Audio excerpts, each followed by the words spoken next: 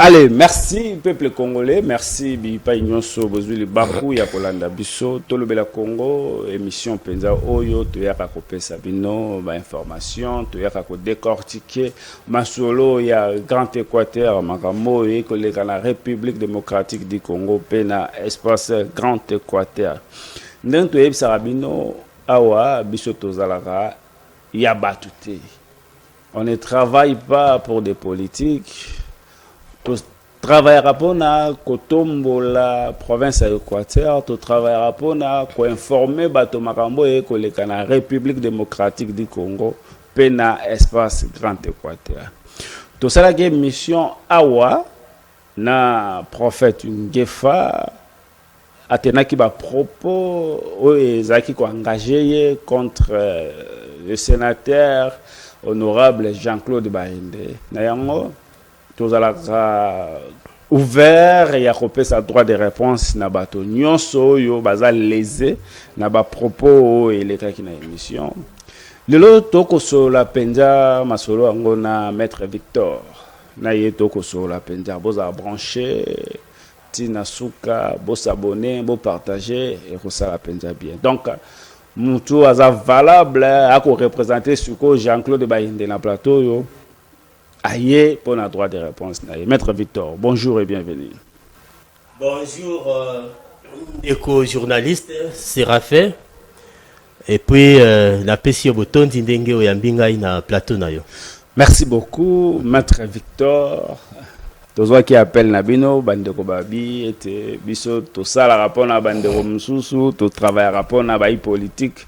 Alors, il y a biso to yebisa bango ke biso to travail rapport na Congo, to travail rapport na Batute. Yo bengi au sein droit de réponse na yo. Vous en attendez d'antenne na yo, il y a ko défendre to pe ya ko pesa ba droit de réponse na yo pour na makambo elekaki. Yo ya maga ngonde ni émission na. Qu'est-ce qui vous a dérangé? Bon, en fait Moutouana, on ne les connaît pas, Obengi est prophète. Bon, on a évité ce qui est Aza prophète, il y a solo ce qui peut Aza pasteur, il y a solo à la formation. Hein? Je pense le ministre et la justice, il faut pas attala makambouana. Attala, pour moi, Mbilinga koti na secteur yango. Hein? Je ne pense pas que Motopenza tangi kila siwana ya théologie, ou Aza na boanya, Aza na mayele, akoki ko teni ba propos wana, hein, o to benga kana droit diffamation ou imputation dommageable. Parce que to l'andie Azolo Bakeno, voilà l'honorable Jean-Claude Baïndé, Alingaka Aboma José Makila, hein, Ouazalaki, gouverneur Équateur, hein, Kulutunae Basali, et Sikamoko, Oti Lelo, bazo garder des très bonnes relations. Okay. Et ça, ma propos, et ça très grave. Na droit ndenge na oti koloba, to benga kayango diffamation ou imputation dommageable. C'est-à-dire, le Soki, l'honorable Jean-Claude Baïndé, à saisir ba instance judiciaire, bako kangaye, à kokende ko répondre. Parce que, Aza n'a pas preuve de mon côté.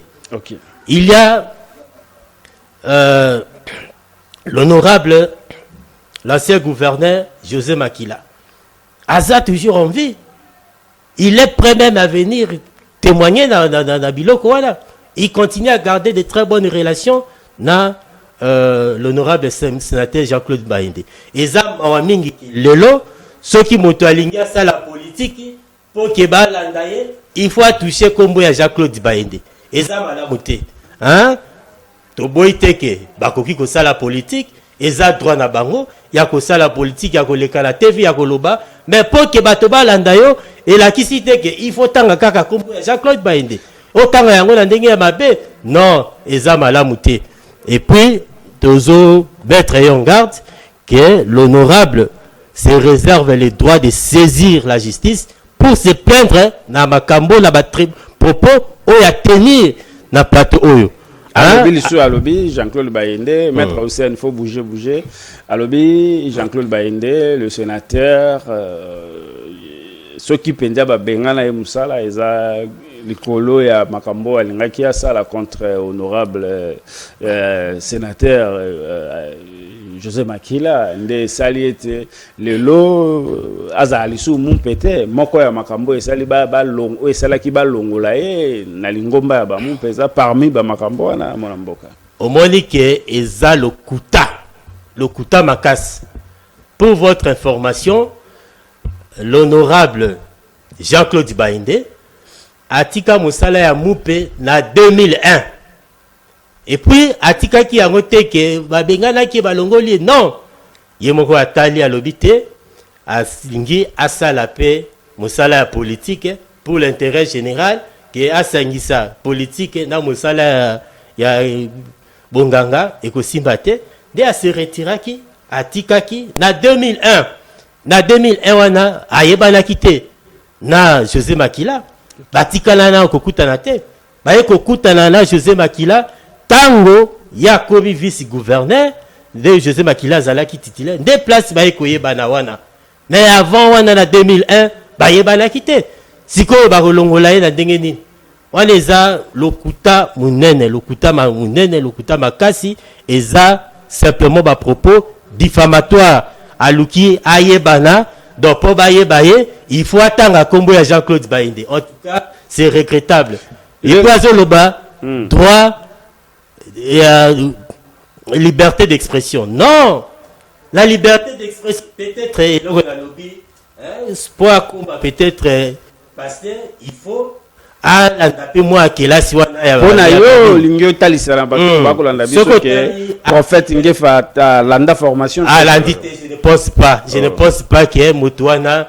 aza penza mutu landi formation à théologie même si ici il venait peut-être parler de la politique mais dans la politique ce qui a écolobé la politique il faut atikala na cadre na ya politique pas que toucher personnalité personnalité net Jean-Claude Baïndé ce n'est pas n'importe qui il a été élu la côte 4 fois il a été d'abord élu député provincial député national sénateur et aussi élu rapporteur à Dieu et à Sénat non je ne pense pas que yé na niveau naé peut-être azaki même élu ou bien bourgmestre ou quoi que ce soit je ne pense pas à Salina mais ce qui a linga ça là eza droit naé à ça là mais atika ndeko toucher ba combo ya ba personnalité mususu parce que biso na niveau ya ADH oyo totiaka moto liboso to lingi makambo wana te nakoki kotangela yo article moko ya constitution très bien pour la liberté d'expression balobi nini article 24 balobi la liberté de presse la liberté d'information et d'émission par la radio et la télévision, la presse écrite ou tout autre moyen de communication sont garantis sous réserve du respect de l'ordre public, des bonnes mœurs et des droits d'autrui. Point. Wana constitution des Olobela yango. C'est-à-dire ceux qui ont la liberté d'expression okokika kabiloba lobate parce que aux la liberté wana non tant aux loba yebate il y a aussi l'ordre public c'est-à-dire okokiko lobate tout en violant la loi il y a aussi les bonnes mœurs okokiko ya la TVT obandi ko loba sanité par exemple wana mobeko est toléré en côté okokipe ko lobate en violation il y a ba droit d'autrui. Par exemple, droit, il y a Jean-Claude Baïndé. Tango koya koloba, il faut respecter le droit d'autrui. Car ndenge balobarate, ta liberté, c'est limite là où commence ma liberté.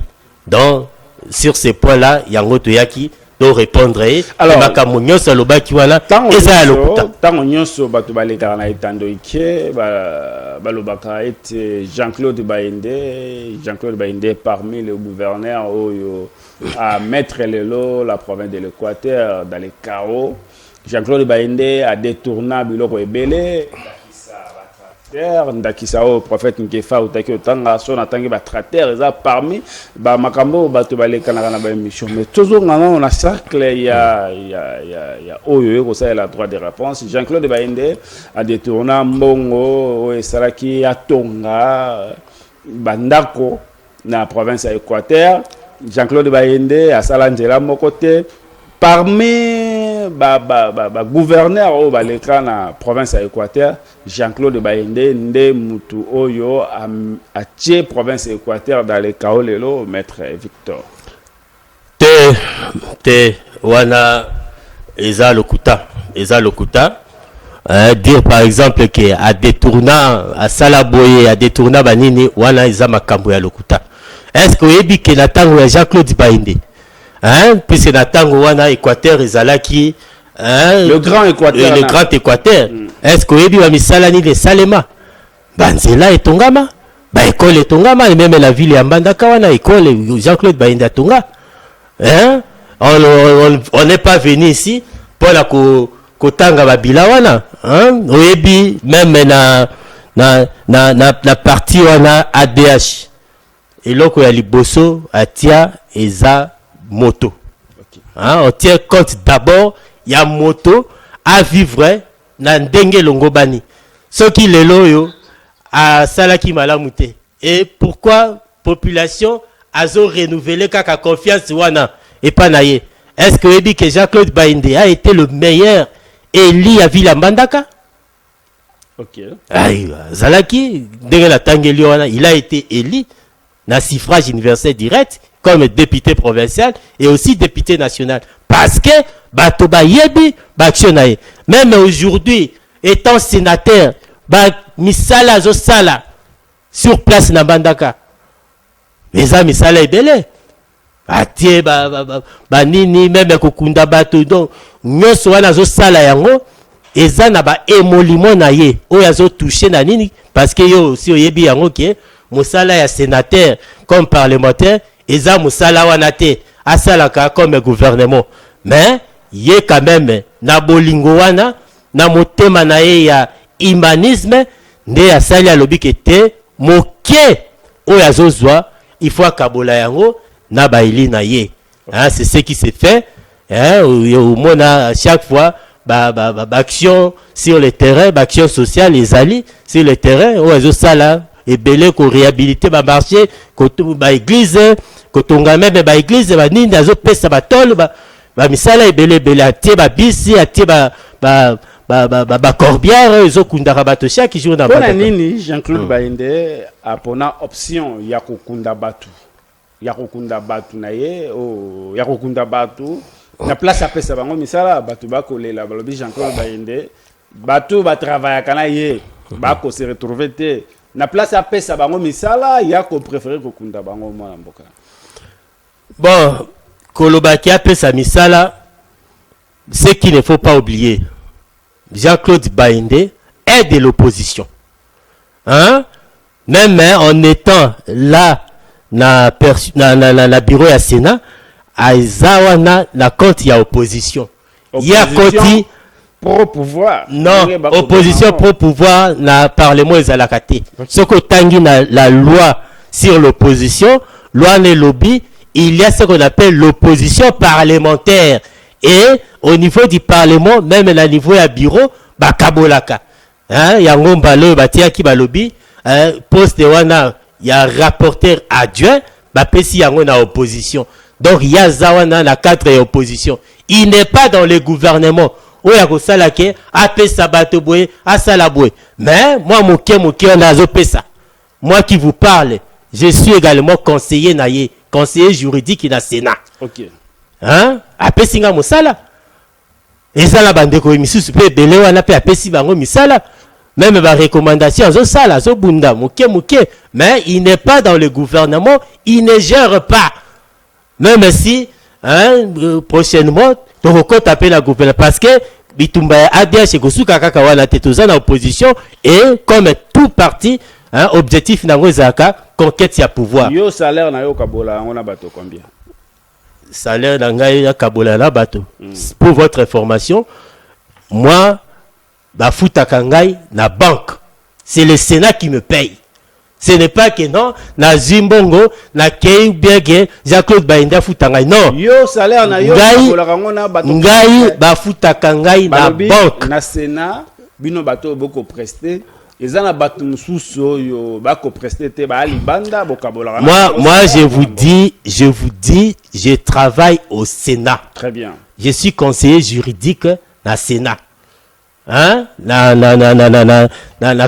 compte il y a cabinet à Jean-Claude Baïndé. Très bien. Et en étant conseiller juridique, je suis payé par le Sénat, par la voie bancaire. Tant qu'on la reçoit, ce n'est pas que non et qu'il n'est pas naïe. Non. Nazui et continue nangai. Et sili.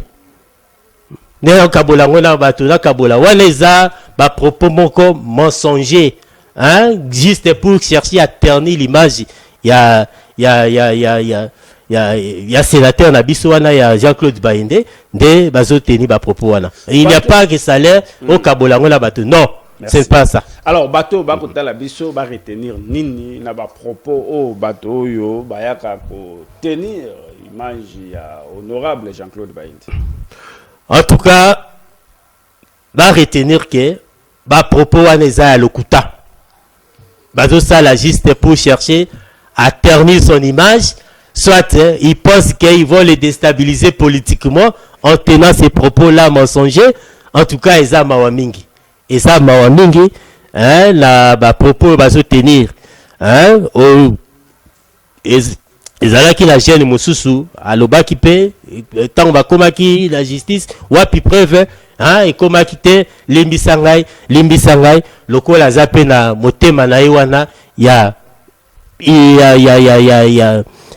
mawa, hein, ndenge na edisi yo parti ADH prône beaucoup plus l'humanisme de atala ki alobite botikaye akende asengi balimbisa ye abimaka na bakitaka ye bakite na dossier azali susu azana na liberté provisoire te ndenge ba ebisaki biso maître par exemple maître William Bongo a été acquitté, justice lavaye ebiki azana beba mokote asalaki en fait awa na ekolobela dossier wana te, hein, na ekolobela dossier ya William Bongo te, mais pour votre information yebake asenga bolimbisi. Hein? À Senga Bolimbisi, dossier ezalaki sur le point d'être fixé, là qui est dans le tribunal, de Atali, Senga ki Bolimbisi, de Botumolo, Bokulaka, Atienase, ndenge bakino balobaka, Atiakinase, de Alimbisaki, Yango Babimisaki. Tu boy ko kota la ba détail, et ça déjà une page où ezalaki tournée. Alors, ce n'est pas important que tozongela yango.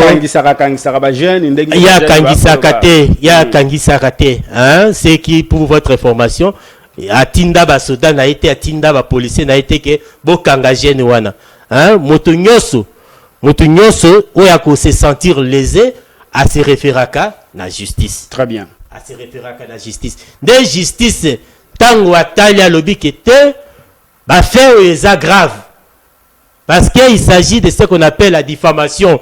Bah fait est grave de justice à Tiaki et Maboko et Zalaki Jean-Claude Baïndé.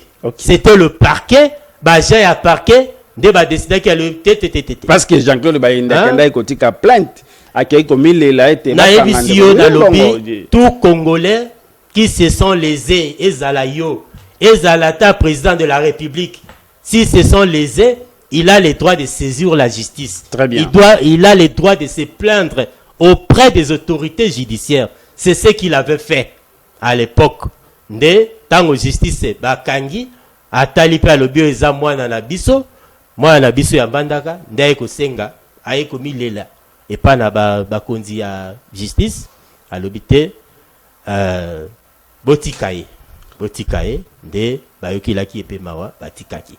Mais aujourd'hui, je ne suis pas venu pour ces dossiers. Na ekolobela dossier parce que natanga combo yango pe na ebité ceux qui John Ngefa ou les kanaki awa il faut bien un prophète Ngefa. En tout cas prophète wana etali na bandimi na ye. Moi je ne sais pas ce qui est un prophète hein eza bandimi na ye nde mutu ba benga ka prophète, mais moi je sais que eza monsieur John Ngefa ce qui est un prophète hein eza prophète na église na ye. Merci beaucoup. Alors tokota na sujet ya mokolo malelo maître Victor. Yoza na opposition. Oza besoin na parti à opposition eza ADH. Et comment na ba opposa baza traqué ba arrestation o ba ko benga ngo arbitraire. Arrestation arbitraire ngelo bana il faut talisa na obandeko ba ko landa parce que to romona na ba réseaux sociaux eza arrestation arbitraire eza nini et puis est-ce que na minute yo bino ba opposant boko vivre ndeni. Vous avez inquiété parce que de temps en temps, les opposants bako landana moko na boloko. Yo oko se sentir ndengani tango oko tambola. Bon, en fait, bisonyo sotolandi yango kaka na nzela ya ba réseaux sociaux pe ya bitando eke lokola otobengi TV ke bakangi moto boye bakangi eza na ba service ya sécurité de bakangi. Mais ba raison bakangeli bango jusque là toyebité comme vous le savez, nous ne sommes pas dans le gouvernement, nous sommes dans l'opposition parlementaire. Très bien. Tozana ninité toyebi ba raison bakangeli bango te. Ce que ça que ba raison o bakangeli bango peut-être moi bébé Zali ou bien nini là toyebité. Mais peut-être eloko on a koki moi ko relever moké et ça droit de la défense hein si tout moi batoana pe bazokanga oyebi article je crois 19 de la constitution et lobby qui est article 19 alinéa 4 et lobby toute personne a le droit de se défendre elle-même ou de se faire assister d'un défenseur de son choix et c'est à tous les niveaux de la procédure pénale, y compris l'enquête policière et l'instruction pré-juridictionnelle. Nasuka, alinéa Suka Balobi, elle peut se faire assister également devant les services de sécurité. Ok. Et loko tokobe tambe bande yango wana. Que bato wana bakangi, batikape, bazala pe na droit ya ko se faire assister na bavoka na bango. Pourtant bazo empêcher la bavoka na bango. Par des informations toujours notamment sur les réseaux sociaux par-ci par-là que non voilà tel a été arrêté ces avocats ne peuvent même pas entrer en contact avec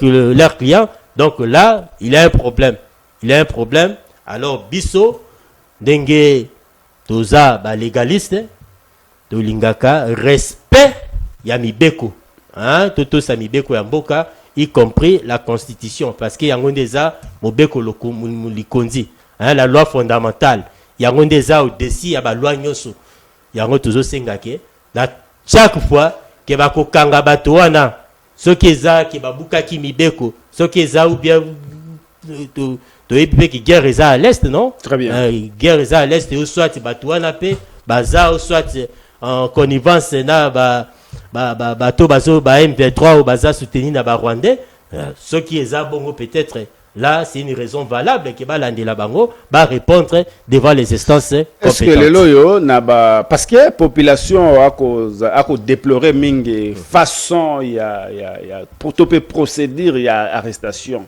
ba ko kanga bango na ba moment moko esengélité ba temps moko ba erreur yo balobi ezaki oyo mosale sale marate bakangi ba bureau pourquoi ba koya kozwa bango na voix moko batindeli bango ba invitation bato wana nyonso bakangi baza peut-être bato bayebani balobi bakoki pe koki mate pona nini est-ce que procédure ya arrestation et koza respecter maître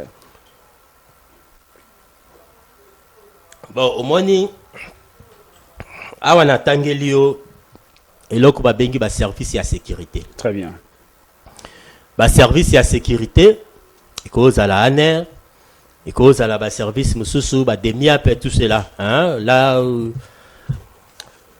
ba service wana bazala mwa ndenge na bango basala musala bien que na niveau par exemple il y a parquet ba lobby ou bien à niveau de la police ba lobby ceux qui au kangi moto au vendisi 48 heures après 48 heures au lekisi na parquet ceux qui a commis la parquet ba mbappé moto ma pezalaka 5 jours ceux qui lekisi 5 jours bo lekisi et pas la juge hein on va benga kana chambre du conseil juge a confirmé détention préventive naïe détention préventive est à 15 jours très bien mais des fois devant les services de sécurité du fait que Bazao soit n'a besoin d'obtenir moins d'informations mususu au moins que bango ba respecta kapenzani ni wana te ba respecta ka tout tant que la biso constitution awa est-ce que mode wana opératoire oyo ba service oyo utukolobela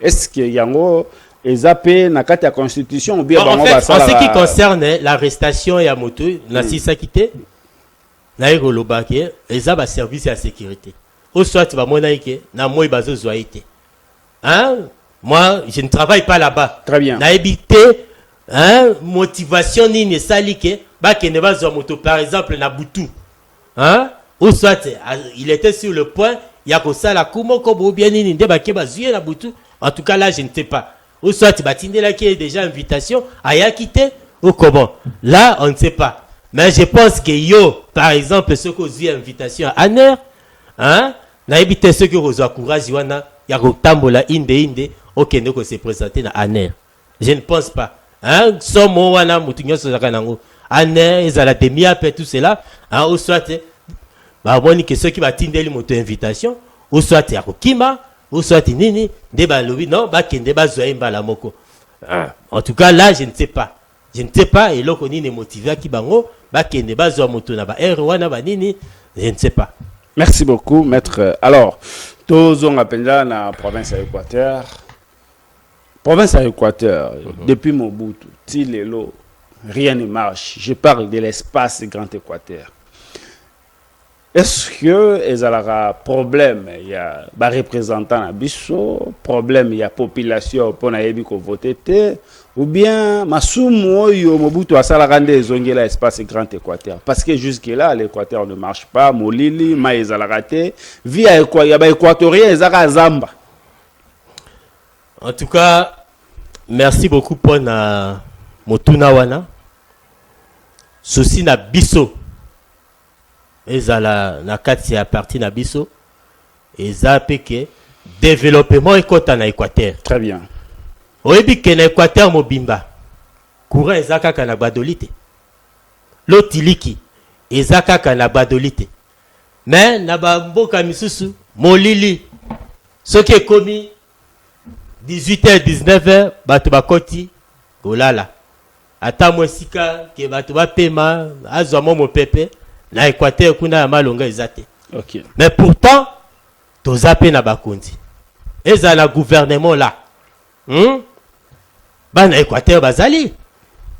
Hein na moni netando na yo awa, quoi ezape question na tuna kiyo na lobby mais pourquoi awa nengo tie ba photo awa na moni photo ya Jean-Claude Baindete pour azaper parmi ba notable munene ya Grand Équateur. Tout ces bateaux bako représenter Équateur dans le gouvernement, sur Otali a au na nyoso baza ba ministre. O bako représenter Équateur dans le gouvernement et na tuna ki motuna wana et j'aurais préféré que boti apé photo ya notable Jean-Claude Baindete ezala pe na nini.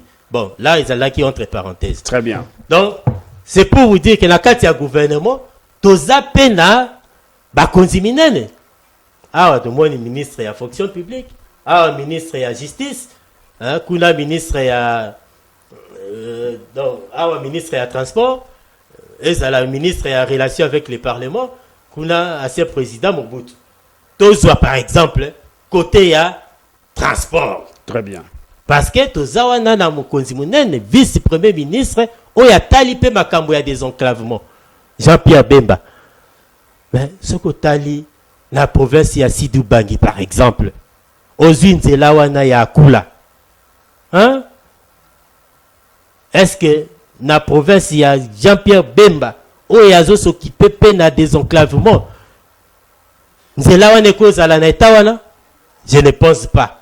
Peut-être volonté et surtout na biso bana Équateur oyo baza na kati ya gouvernement oyo bazo sala oyo bapesi bango hein nini ke basala musala pona kotonga mboka hein peut-être côté wana volonté wana ezate. Il faut biso na opposition to continuer kaka ko interpeller bango koloba de façon que développement peut côté en Équateur hein parce que ce n'est pas normal que Équateur tire l'eau hein nambanda kala moni moi makambo bandi ko bouger réseau malonga ezalaka te moi banzela ka connexion réseau à télécommunication na Équateur ya malonga ezate connexion internet non parlons pas banzela ezalaka te courant ezalaka te maître poto chité na lingai pena loba parce que te lobela courant te lobeli mai très bien nzela makadam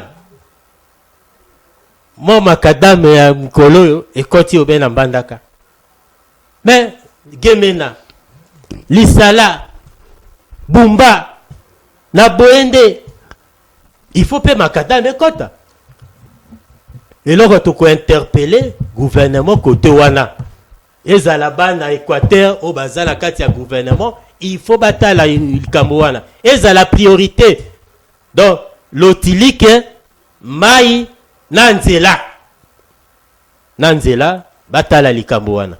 Merci beaucoup peuple congolais lelo penza tokomi na suka ya entretien na biso ya mokolo malelo maître Victor mot de la fin na ba kongomani nyonso bakolanda biso na minute. Bon na pesi ba kongomani nyonso mbote et puis to sengi bango baya to sangana parce que awa toza na émission bobengi masolo ya Grand Équateur baya to sangana to simba na loboko pona ko tombola hein Grand Équateur na biso les 5 provinces là ezala Chuapa ezala Équateur ezala Sud Bangi ezala Nord Bangi ezala Mongala to sangana loboko na loboko et puis pona ko sangana loboko na loboko to zape na parti na biso ADH baya ba adhérer pona kuluka kotombola adhésion na province na biso procédure ni bato ba osala pona ba sa en tout cas pona kokota na ADH toza na siège na biso ezawana na rond-point force soko komi wana komona yango c'est eza polele penza ezomonana secrétaire général na biso azali wana docteur Harmonie hein oya kozana posa akewana a adhérer ba condition nyonso zawana en tout cas mikolo ba adhésion penza eza massive. Merci beaucoup peuple congolais, merci na bino bato bolandi biso tina suka, merci na PDG Jocelyn Botuli topesio bambote seko zwami na minute oyo kolanda masolo ya Grand Équateur. Merci na Chansar Ilumbe, président ya Fondation Chansar Ilumbe topesio bambote molandi monene pe sponsor numéro 1 il y a émission Masolo, il y a Grand Équateur. Merci Nabino. Beau s'abonner, beau partager. Tokutani prochainement. Merci.